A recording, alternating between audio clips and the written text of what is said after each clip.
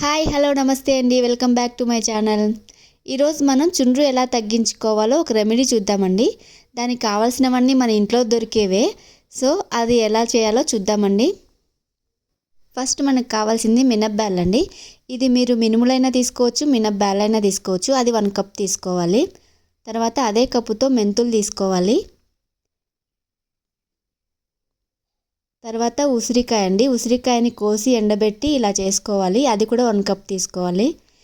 ఈ మూడింటిని మనము ఎండలో ఎండబెట్టుకోవాలండి. 1 గంట సేపు ఎండబెట్టుకుంటే మనకి గ్రైండ్ చేసుకోవడానికి బాగుంటుంది. నేను ఎండబెట్టి తెచ్చాను. దీనిని మనం గ్రైండ్ చేసుకోవాలండి. పొడి చేసిన తర్వాత ఇలా అయిందండి. దీన్ని మనం ఒక డబ్బాలో స్టోర్ చేసుకోవాలి. మనకు కావాల్సినప్పుడు మన జుట్టుకి ఎంతైతే సరిపోతుందో అన్ని స్పూన్లు వేసుకోవాలండి. నేనైతే ఇక్కడ 2 స్పూన్స్ వేస్తున్నాను. ఇందులో మనము కొంచెం పెరుగు యాడ్ చేసుకోవాలి. అది 1 స్పూన్ వేసుకోవాలండి. తర్వాత అందులో కొంచెం వాటర్ చూసుకొని వేసుకోవాలండి. మన కన్సిస్టెన్సీని బట్టి వాటర్ కలుపుకోవాలి. దీన్ని మీరు స్కాల్ప్కి మొత్తం పట్టించుకోవాలండి. పట్టించుకున్న తర్వాత 20 మినిట్స్ ఆర్ 30 మినిట్స్ అలాగే పెట్టుకోవాలి.